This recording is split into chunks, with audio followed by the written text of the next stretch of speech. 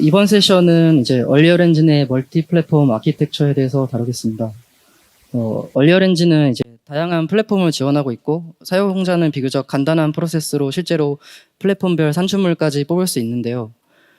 이게 개인적으로 상용 엔진을 사용하는 가장 큰 이유이기도 하다고 보고 있습니다. 그래서 이번 세션에서는 이런 멀티 플랫폼을 지원하기 위해서 어떤 구조를 취하고 있는지부터 실제 사용자 입장에서 알아야 하는 부분들에 대해서 설명드리겠습니다.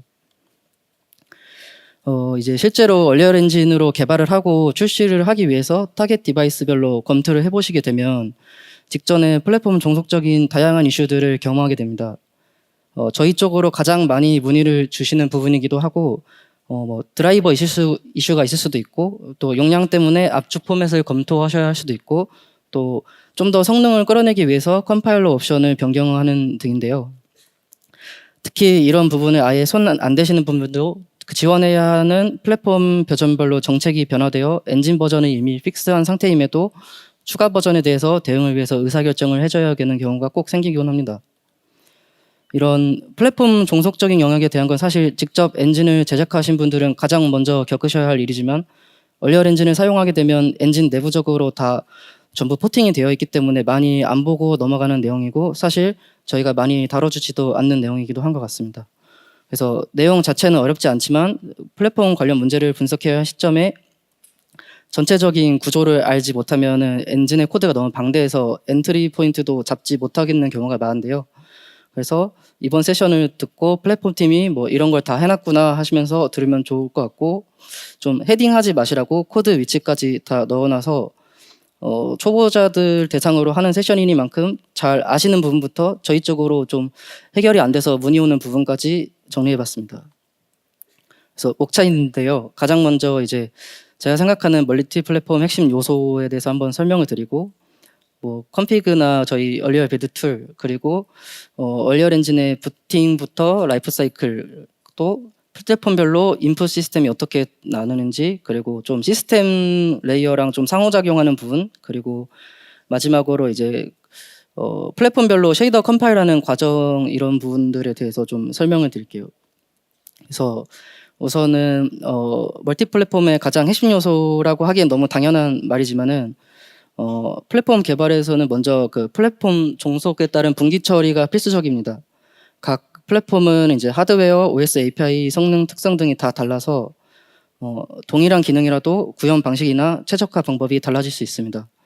그래서 따라서 코드나 리소스에 대해서 플랫폼별 조건 분기를 두어 맞춤 처리를 해줘야 하고 또 이렇게만 하면 중복 코드와 유지 보수 부담이 커지기 때문에 두 번째로 중요한 것이 플랫폼 종속적인 부분과 공통 부분을 나눌 추상화 레이어입니다. 그래서 공통 기능은 하나 인터페이스나 베이스 클래스에 모으고 또 플랫폼별 차이는 하위 구현에서 처리를 하는 구조인데요. 그래서 이제 가장 먼저 저희 분기 처리에 가장 많이 쓰이는 컴피그랑 얼리얼 빌드 툴에 대해서 설명드리겠습니다. 뭐 다들 많이 아시는 컴피그고 이제 런타임 분기 처리부터 다양한 분기 처리를 담당하고 있고요. 이 컴피그 때문에 또 숨겨진 옵션 때문에 많이 고생하시기도 하는데요. 또 보시면 항상 이 컴피그 폴더의 위치가 제각각이라 어떤 순서로 오버라이드 되는지 헷갈리는 경우가 많은데요. 정리해 보면 그 엔진 폴더에 있는 컴피그가 가장 먼저 정의되고 또 해당 폴더 안에 플랫폼 폴더에 있는 INI들이 또 오버라이드 되고 여러분의 프로젝트에 또 정의해둔 INI로 오버라이드 그 다음에 프로젝트 폴더 안에서도 플랫폼 폴더 단위로 또 오버라이드 마지막으로 실제로 여러분이 에디터에서 하는 작업에 대해서는 세이브 폴더 안에 컴피그로 오버라이드가 되고요. 최종적으로 설정된 값과 저희 로그를 통해서 노출이 되고 GPU 덤프 뷰 툴을 보시면 확인하실 수 있습니다. 그래서 실제로 엔진 내부를 처음 커스텀 하시던가 할 때 뭔가 다르게 동작하고 싶어서 그 엔진 코드를 수정하시다 보면 최종적으로는 결국 컴피그 수정으로 끝이 나는 경우가 많을 정도로 깊은 곳까지 관여하고 있습니다. 예시로 그 안드로이드 엔진.inr을 보시면 모바일에서 사용되지 않는 블룸 커널 텍스처 같은 요소들을 뺀다든지 뭐 얼리얼 엔진의 디폴트 메틀이나 텍스처들을 재정의할 수 있는데요. 기본 에셋의 용량을 줄이고 싶으시면 여러분들도 이런 요소들을 오버라이드 하시면 좋을 것 같고 실제로 프로젝트에 따라서 안 쓰이지만 엔진에서 기본으로 가지고 있는 메테리얼이나 텍스처들이 꽤 많고 이런 부분은 베이스 엔진.ini에 이렇게 정의되어 있고 이걸 다 오버라이드 하실 수 있습니다. 뭐 그래도 그림처럼 오디오 모듈 같은 플랫폼에 맞게 셋업을 하실 수도 있고, 일부 엔진에서 사용되는 클래스들도 여러분이 원하시는 형태로 오버라이드 하시는 게 가능해서 엔진의 코드를 최소화로 수정하실 수 있습니다. 그래서 방금 말씀드린 건 이제 플랫폼적인 측면이지만 디바이스별로도 다룰 수 있는 내용이 많은데요. 디폴트 디바이스 프로파일.inr 가보시면 저희 칩셋이나 기기별로 추가적으로 구분을 해놨고, 예를 들면 디바이스에 불카닌 지원이 가능하며 오른쪽 그림과 같이 불카닌에 대한 지원을 켜고, 또 디바이스에 따라서 픽셀 밀도를 정해 주실 수 있습니다. 그래서 이렇게 컨피그를 셋업하고 값을 읽어드려서 엔진은 플랫폼이나 기기별 설정들을 하고 있고요. 이제 그 다음이 이제 지금까지가 이제 런타임 분기 처리에 대한 이야기였다면, 이제 플랫폼별로 당연히 지원 컴파일러부터 실제로 사용될 그래픽스 API나 일부 플랫폼의 경우 시스템 라이브러리 등이 다를 수 있어서 얼리얼엔진은 이제 저희 통합된 빌드 툴인 얼리얼 빌드 툴을 통해서 이 모든 부분을 제공해 드리고 있습니다. 아시다시피 비주얼 스튜디오나 엑스코드를 통해서 빌드를 한다 하더라도 빌드는 전부 얼리얼 빌드 툴을 통해서 빌드가 되고 있고요. 그래서 얼리얼 빌드 툴의 핵심은 그 모듈 간의 종속성을 체크하는 건데요. 얼리얼 엔진은 한 덩어리로 보이지만 사실 뭐 다들 아시다시피 내부적으로 여러 개의 모듈의 집합체입니다. 참고로 이제 모듈식 빌드지만 최종적으로 하나의 라이브러리 형태로 나오게 되고, 있습니다. 이 모듈 구조 덕분에 특정 기능을 독립적으로 수정하거나 교체하기 쉽고, 플랫폼에 따라서 그 모듈만 교체하는 빌드의 유연함을 제공합니다. 예를 들어서 RHI 셋업에 따라 다르겠지만 윈도우에서는 다이렉트X 관련 모듈, 안드로이드에서는 GL이나 불칸 모듈로 대체되는 식입니다. 저희는 이런 걸 다 build.cs에 정의해 뒀고, 안드로이드 그룹으로 묶였을 때 오른쪽 그림을 보시면은 그 오픈GL 드라이버 관련 모듈을 연동되는 모습을 볼 수 있습니다. 또 이제 모듈들을 보시다 보면은 모듈 안에 플랫폼별로 다른 폴더들이 있고 include 파일이나 cpp 파일이 있는 걸 볼 수가 있는데요. 빌드 툴은 실제로 내부적으로 이제 재기적으로 탐색해서 타겟 플랫폼에 맞는 폴더만 빌드 되는 구조를 취하고 있고, 실제로 관련된 코드 위치는 그 얼리얼 빌드 툴 쪽 UI 빌드 모듈 cpp.cs에서 오른쪽 그림과 같은 함수에서 처리를 해주고 있습니다. 네. 실제로 이제 빌드를 하게 되면은 플랫폼에 맞게 환경 변수를 또 셋업을 해주셔야 되는데요. 왼쪽 그림과 같이 각 플랫폼별 UI 빌드 android.cs를 보시면 이런 식으로 컴파일 환경 변수를 셋업을 해주고, 실제로 디바이스에 넣었을 때 제대로 동작하기 위해서 시스템 라이브러리인 그래픽 드라이버도 설정이 이곳에서 이루어집니다. 또 그림에는 나오지 않지만 여러분이 타겟.c에서 어떤 컴파일러를 사용할까 정해주시면 이쪽에서 다 결정이 되고요. 오른쪽에 이제 toolchain.cs는 실제로 CMake 빌드나 빌드 스크립트를 직접 짜보신 분들은 익숙할 빌드 명령어와 인자, 또 필요한 SDK 경로 이런 것들을 설정을 하고요. 빌드 인자의 종류에 따라서 컴파일 압축 레벨이나 최적화 등 많은 요소들이 있기 때문에 저희도 필요에 따라서 이곳을 가끔씩 커스텀해서 사용하고 있습니다. 또한 이제 그 클랭 컴파일러를 쓰시면 세니타이저 사용 여부를 이곳에서 결정하고 있고, 그래서 얼리얼 엔진은 이렇게 구성부터 빌드까지 다양한 플랫폼에 맞춰서 지원하고 있고, 보시면은 접두사나 접미사가 있고 플랫폼 이름이 붙는다는 걸 보실 수가 있는데요.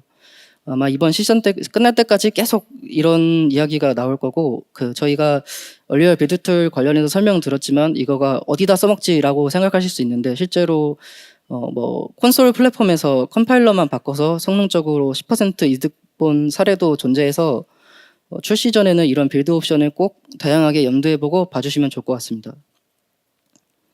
그래서 얼리얼 빌드 툴 관련해서 팁을 좀 나열해드리자면, 이제 첫 번째로는 세니타이저 지원인데요. 이제 타겟.cs나 빌드인자로 셋업을 해서 빌드 툴에서 실제로 세니타이저가 적용이 되면 런타임 시의 다양한 조건의 오류들을 검출할 수 있습니다.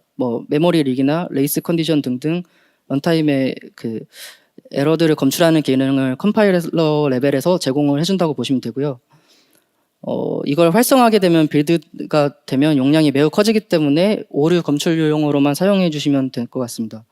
또 이게 리눅스, 안드로이드 위주로 지원하고 있고, 이거 관련해서는 저희 본사 세션에서 좀 자세하게 다루는 세션이 있어서 다들 관심이 있으시면 세니타이저 키워드로 한 번씩 보시면 좋을 것 같고요. 또 여기서 다루진 않았지만 윈도우의 경우 MSVC에서 제공해준 어드레스 세니타이저도 제공해 드리고 있습니다. 그리고 이제 정적 코드 분석도 가능한데요. 이거 메모리 릭이나 로직 오류 같은 것을 빌드 단계 때 오류를 검출해 주는 건데요. 컴파일러별로 지원 방식이 조금 다르고 컴파일러 단위로 분석해 주기 때문에 통합 빌드는 이렇게 디스에이블 유니티를 통해서 꺼 주셔야 되고, 제가 일부러 메모리 누수를 일으켰을 때 이렇게 실제로 이런 메모리 누수 가능성이 있는 코드를 디텍션하는 모습을 볼 수 있습니다. 이거는 클랭부터 MSVC 등 다양한 환경에서 지원하고 있고요. 이제 이거는 앞서 한번 언급했던 내용인데, 엔진 버전이 이미 픽스한 상태인데 지원할 iOS 버전이 새로 나오고 또 엑스코드 버전도 새로 나오고 이러면 이제 난처해 하는 경우가 가끔씩 있으신데요. 플랫폼 전담으로 해주시는 분이 있다면 좋지만 항상 그렇듯 여유 있는 개발 구성 인원이 아니기 때문에 번거로운 경우가 많습니다.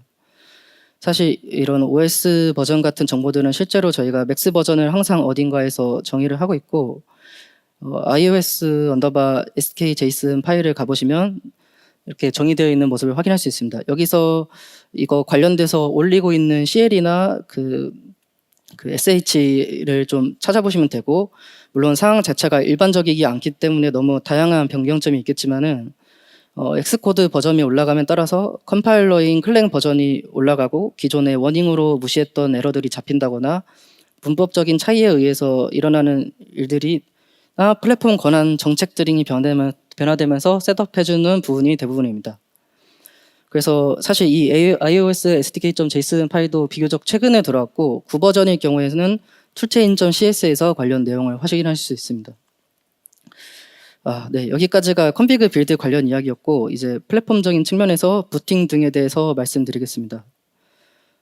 가장 크게 보자면 F 엔진 루프가 있고 여러 시점에 나눠서 엔진 모듈을 로드하고 비긴 플레이 이후에 틱 이렇게 보실 수 있는데요. 사실 이런 관점은 인터넷에 좀 좋은 자료가 많은 걸로 보여서 이번 세션에서는 조금 더 플랫폼적인 측면에서 이야기를 해보려 합니다. 우선 엔진은 런치 모듈을 가보시면은 각 플랫폼별 폴더가 있고 런치 플랫폼 이름.cpp에 엔트리 포인트인 메인이 정의되어 있습니다. 그래서 보시면 윈도우의 경우 친숙한 윈메인, 이따가 더 세부적으로 다루겠지만 안드로이드의 경우 안드로이드 메인이 시작이 됩니다. 그래서 윈도우의 경우 사실 좀 단순해서 메인 스레드에서 메인문으로 들어오게 되면 이 스레드로 저희 게임 로직이 들어가는 게임 스레드로 설정을 해주고요. 다른 플랫폼이랑 좀 헷갈리실 수도 있지만 실제로 PID를 비교해 보시면 같은 걸 확인하실 수 있고요. 윈메인으로부터 시작해서 주로 엔진의 모듈을 로드하기 시작하는 엔진 루프에 프리 이닛, 이닛 호출이 되면서 틱이 바로 들어간다, 그냥 이런 구조라고 보시면 될 것 같고, 사실 윈도우는 창을 핸들로 가져오는 것 말고는 플랫폼적인 특징은 크게 없습니다. 근데 이제 안드로이드 같은 운영체제는 모바일 앱으로서 OS의 인터페이스와 상호작용을 해야 하고 또 수명 주기를 적절하게 관리하기 위해서 당연히 안드로이드에서 사용되는 자바로 랩핑이 되어야 하는데요. 안드로이드의 경우 실제로 앱을 시작하면 스플래시 액티비티를 엔트리 포인트로 삼고 있고, 여기서 여러분이 아시는 폴더 권한, 마이크 권한 등을 담당하고 있습니다. 이후에 이제 게임 액티비티를 생성하고 실제로 게임 액티비티가 네이티브 액티비티를 상속받고 있어서 실행과 동시에 얼리얼 엔진 라이브러리를 로드하고 스레드를 하나 만들어서 안드로이드 메인으로 진입하는 구조라고 보시면 됩니다. 그래서 시작부터 많이 다른데요. 사실 안드로이드 예로 들었지만 대부분의 플랫폼이 이런 구조라고 봐주시면 될 것 같아요. 그래서 안드로이드 메인으로 실제로 진입을 하게 되면 가장 먼저 보이시게 이때 생성된 스레드를 게임 스레드로 지정을 해줍니다. 메인 스레드랑 게임 스레드가 나눠지는 순간인데요. 아까 윈도우가 좀 특이하고 대부분의 플랫폼은 이렇게 메인 스레드와 게임 스레드를 분리하고 있습니다. 그리고 두 번째로 보이는 게 안드로이드 이벤트 스레드 워커라는 스레드를 하나 더 만들어주는데요. 보시면 메인에서 파라미터로 넣어놓은 안드로이드 앱을 매개 변수로 받고 있는데요. 실제로 뭐 함수 내부를 들여다보면 결국 반복문을 돌면서 안드로이드 앱에서 넘어오는 이벤트 처리를 담당하는 스레드라고 봐주시면 됩니다. 그래서 내부로 한 단계 더 들어가 보면 안드로이드는 루퍼를 통해서 앱 이벤트를 전달해 주는데요. 이벤트가 발생하게 되면 소스 객체 이벤트들을 채워주고 실제로 프로세스를 하게 하면 함수 포인터로 등록된 함수들을 호출해 줍니다. 그래서 왼쪽 아래 그림을 보시면 안드로이드 이벤트 스레드 워크라는 함수 내부에서 함수 포인터로 온앱 커맨드나 핸들 인풋을 등록하는 걸 볼 수 있는데요. 해당 함수에서 실제로 얼리얼 엔진 쪽으로 앱 커맨드를 안드로이드 단에서 날려주면은 실제로 액티비티가 뭐 세로 모드일 때, 가로 모드일 때 등의 이벤트가 이쪽을 통해서 넘어오게 되고요. 이따가 라이프 사이클 이야기할 때 한 번 더 하겠지만 앱의 온 리즘 등의 이벤트도 이쪽으로 해서 넘어오게 됩니다. 그래서 살짝 헷갈릴 수도 있어서 그림으로 도식해 보면 안드로이드 UI 스레드에서 이벤트 스레드로 넘어갈 때 싱크가 한 번 일어나고 또 이벤트 스레드에서 게임 스레드로 넘어갈 때 싱크가 한 번 더 발생합니다.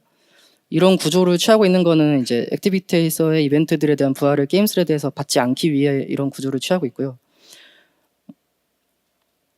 그래서 이제 또 플랫폼별로 OS의 종속적인 부분이 존재하고 있고 당연히 이제 얼리얼 엔진은 또 해당 플랫폼 앱으로 존재하기 때문에 이런 라이프 사이클에 따라져야 하는 부분이 일부 존재합니다.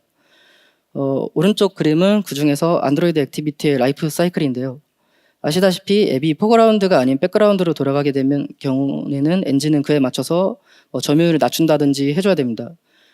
실제로 얼리얼 엔진은 상태 머신처럼 앞서 언급한 이벤트 스레드에서 받아온 이벤트 따라서 처리를 해주고 있고요. 아까 말한 거에 이어서 이제 앱 이벤트들이 넘어오면은 이벤트 스레드로부터 이벤트가 들어오게 되고 엔진은 다음 틱에서 앱 이벤트 매니저가 해당 이벤트들을 처리합니다.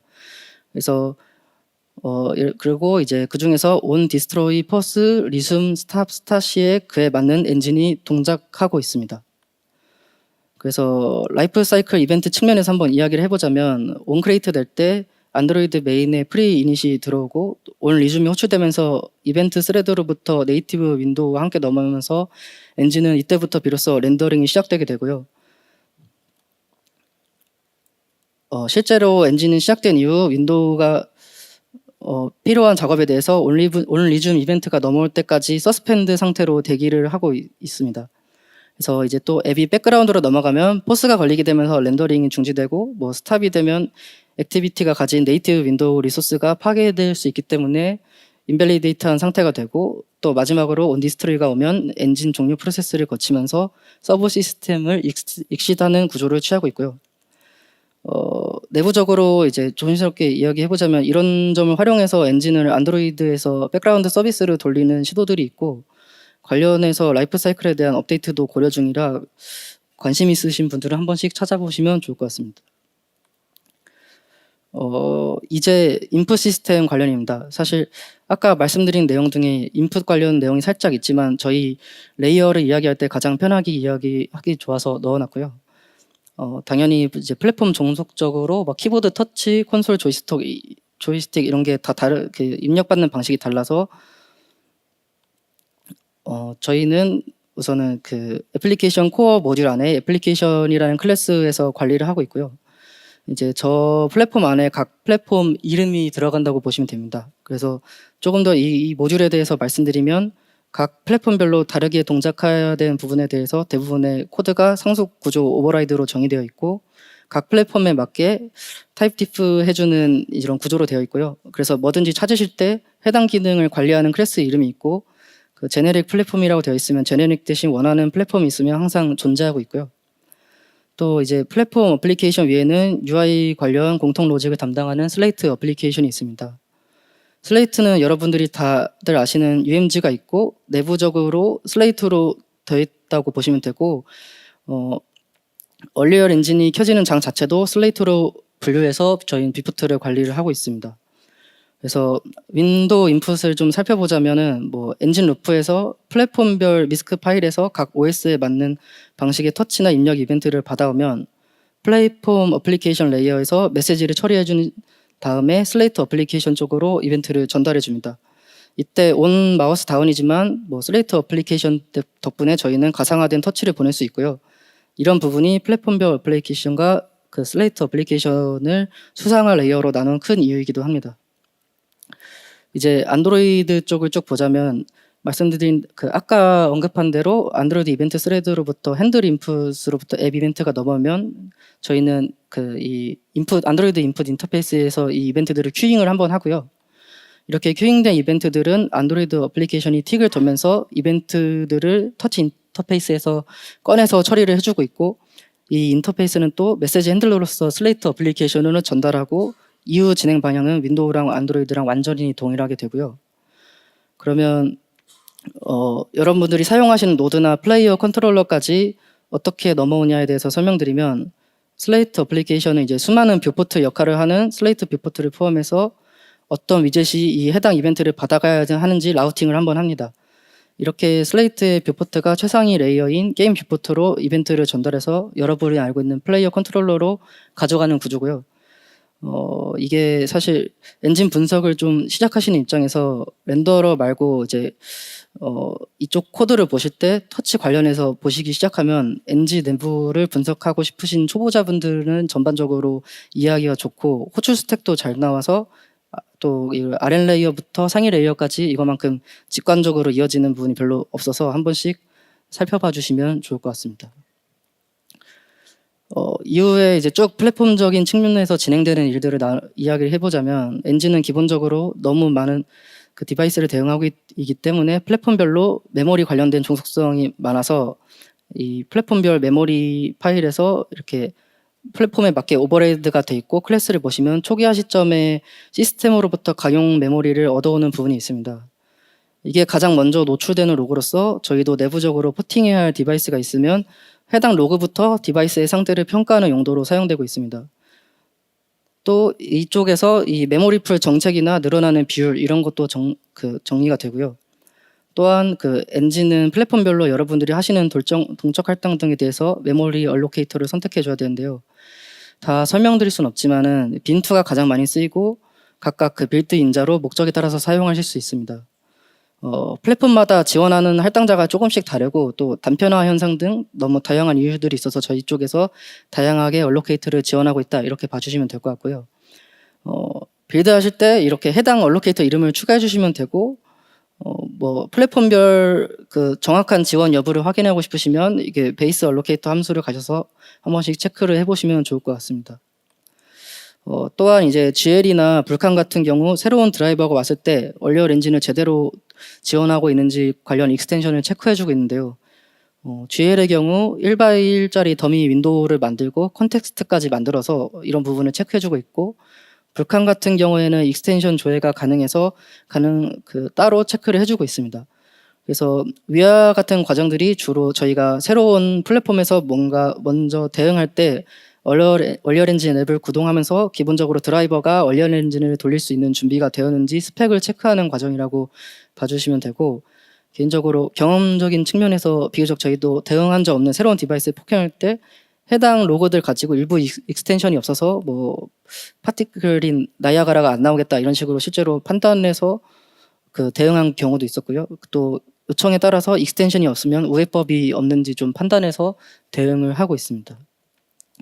그 다음은 이제 스레드 어피니티에 대해서 설명을 드리겠습니다. 기본적으로 저희 엔진의 게임 스레드나 렌더 스레드, RHI부터 뭐 워커 스레드까지 각 스레드들이 어떤 코어에서 돌릴지 마스킹을 해주는 기능인데요. 이런 기능이 왜 필요할까라고 생각해 보시면 이제 암 계열 칩셋의 경우 좋은 성능의 코어와 안 좋은 그 성능의 코어를 나누고 이제 이걸 빅 리틀 아키텍처라고 부르고 있는데요. 게임이나 영상 등 상대적으로 필수적인 요소들은 빠른 코어에서 돌리고, 또 안 좋은 성능의 코어에서는 뭐 다른 기타 등등의 작업을 한다, 이런 구조인데요. 이게 뭐 메모리 그러니까 발열량 측면에서도 좀 성능적으로 이득이 많아서 보통 이런 구조를 많이 취하고 있습니다. 실제로 얼리얼 엔진에는 이제 코어 마스킹을 하는 스레드 어피니티 마스크 함수가 플랫폼별로 정의되어 있고요. 각 값들은 스태틱 변수로 안드로이드 어피니티에 각각 셋업이 되는 걸 볼 수 있는데요. 보시면 아시겠지만은 노 어피니티 마스크라고 적혀 있는 걸 볼 수가 있는데요. 이렇게 되면 스레드가 아무 코어에나 잘 할당이 돼서 실제로 저희 쪽으로 온 문의 중에 HTTP 매니저가 빅코어에 할당되고 실제로 게임 스레드가 리틀코어에 할당되어 있다는 문의가 온 적도 있고요. 왜 이런 일이 발생했냐 하면 사실 칩셋에 따라서 코어별 마스킹을 해주고 싶어도 어떤 코어가 빅 리틀인지 알 수가 없습니다. 그래서 각 칩셋별로 알려진 정보들이 있는 경우에 개발자가 직접 셋업을 해주셔야 되고요. 얼리어렌지는 이런 부분을 안드로이드 컨피그 룰이라는 걸 통해서 셋업을 하고 있고요. 실제로 관련 로직은 컨피그 툴.자바에서 볼 수 있고 빌드 폴더에 이런 식으로 칩셋과 드라이버 그리고 오른쪽 저렇게 비트 마스킹을 해주시고 빌드 폴더에 텍스트 형태로 넣어주시면은 칩셋별로 지정을 하실 수 있습니다. 이쪽에 관련된 문법을 QR코드를 통해서 저희가 정리를 해놨으니까 한 번씩 살펴봐 주시면 좋을 것 같습니다. 그러면 이제 윈도우에서는 또 어떤 지원을 하고 있냐 하면은 얼리얼 인사이트로 프로파일링을 하실 때 컨텍스트 스위치 채널을 인자로 넣어주시면은 스레드별로 어떤 코어에서 들고 있는지 볼 수 있습니다. 이거를 통해서 스레드 대비 코어 수가 부족해서 게임 스레드의 코어가 계속 변경되거나 하는 부분에 대해서 체크를 해보실 수 있습니다. 이 부분은 사실 윈도우뿐만 아니라 콘솔 쪽에서도 지원을 하고 있고요. 네. 그래서 이제 다음이 이제 쉐이더 컴파일이고요. 어떤 구조를 취하고 있는지 위에 레이어부터 아래 레이어까지 한번 살펴보겠습니다.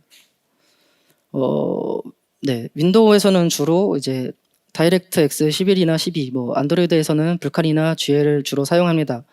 이제 얼리어렌지는 플랫폼 종속성을 피하기 위해서 머티리얼 그래프를 이용하고 있고 실제로 내부적으로는 USF, USH 형태의 HLSL 문법을 사용하고 있습니다. 에디터에서 창 패널의 쉐이더 코드 쪽을 눌러보시면 이렇게 저희 쉐이더 포맷인 USF로 변환됐을 때 모습을 보실 수도 있고 사실상 이게 HLSL이라고 보시면 되고 또한 각 플랫폼으로 변환이 되면 어떤 식으로 바뀌는지 볼 수 있습니다. 대부분은 그래서 이 과정을 쭉 따라가 보면은 매테리얼로 보통 쉐이더를 짜실 텐데요. 이 매테리얼 부분은 U 매테리얼 그리고 이런 노드들은 보통 U 매테리얼 익스프레션이라는 객체로 얼리얼 엔진에서 관리를 해주고 있고요.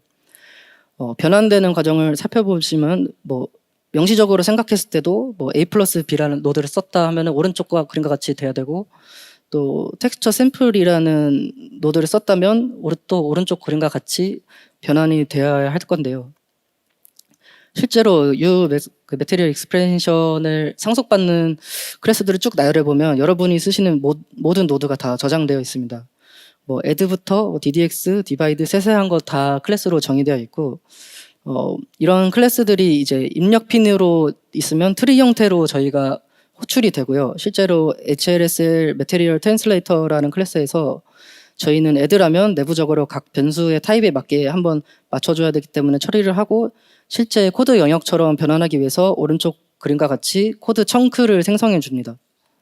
그래서 이 변환되는 과정을 쭉 훑어드리면 U 매테리얼과 표현식들이 아까 말씀을 안 드렸지만 엔진 내부 표현식인 F 매테리얼로 변환이 한번 되고요.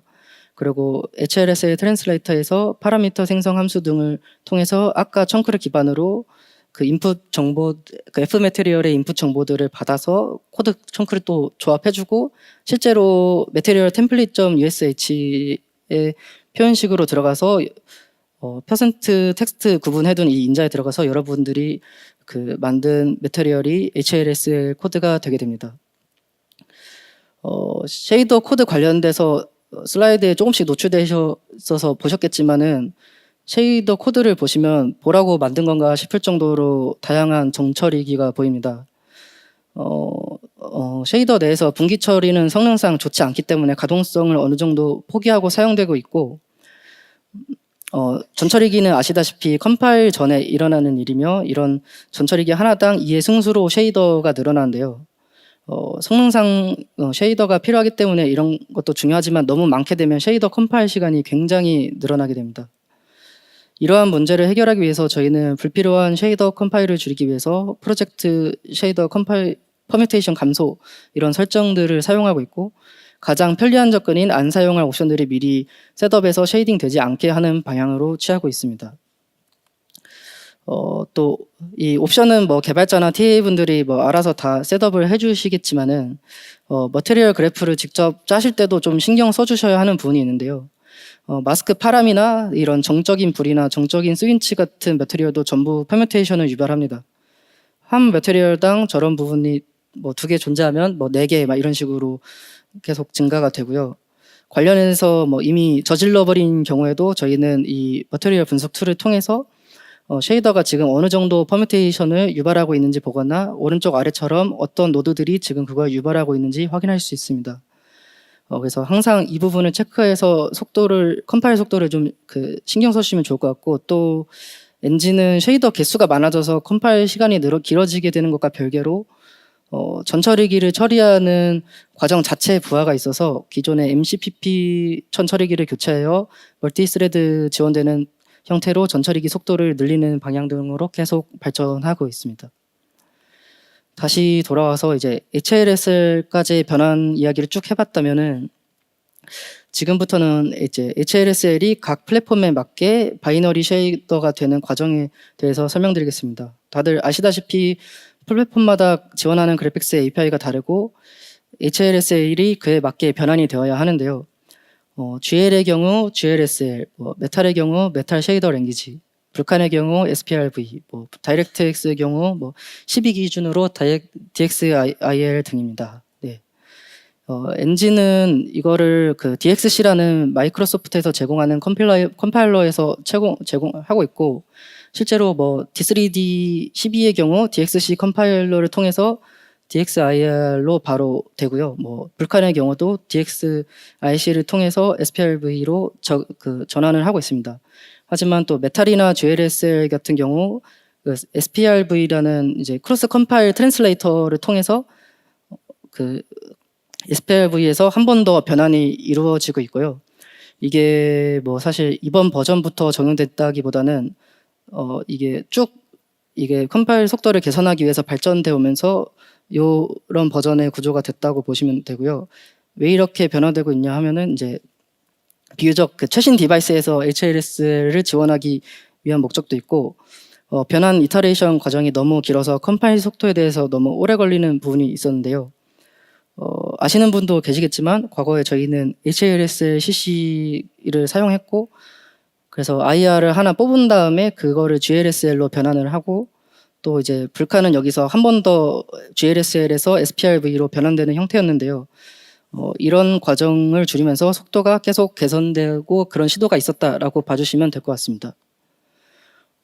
이제 구조적으로 좀 더 깊이 들어가 보면은 DXC나 SPRV 이런 거를 직접 사용하는 게 아닌 저희는 쉐이더 컨덕터라는 서드파트 라이브러리로 랩핑을 해서 사용을 하고 있고요.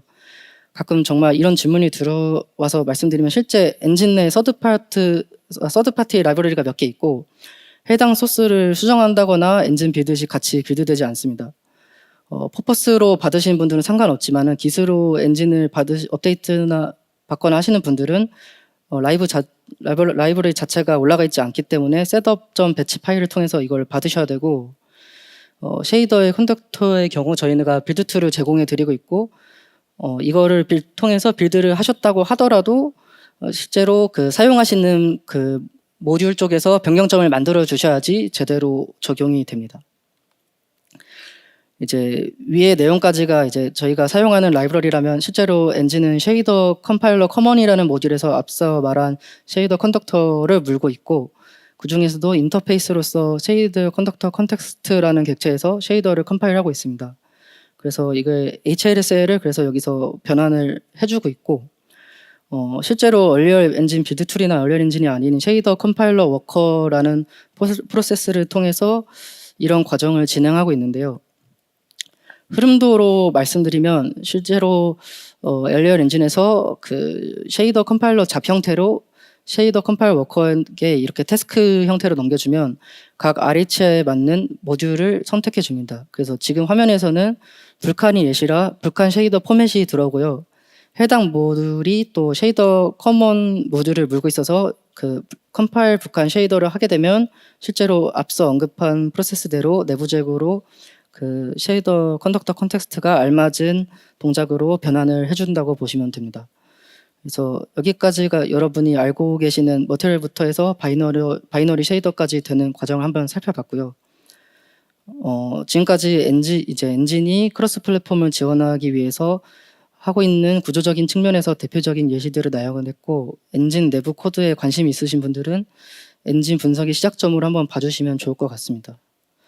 이제 마지막으로 이제 쉐이더 컴파일 속도 관련해서 항상 불편함을 많이 겪으실 것 같은데, 팁을 하나 드리자면, 베이스 INI에서 워커 스레드 그 우선순위를 좀 높여주면 쉐이더 컴파일러 워커 자체가 그 스케줄링 우선순위가 올라가서 그 속도가 많이 개선되고, 또 코어에 따라서 안 쓰는 스레드 비율을 설정해서 실제로 사용되는 스레드 비율을 높이는 방향으로 이렇게 속도가 개선하실 수 있습니다. 그래서 이제 얼리얼 엔진 클래스 플랫폼을 지원하기 위한 이제 다양한 아키텍처나 기능들을 설명드렸고, 긴 시간 듣느라 수고 많으셨습니다. 감사합니다.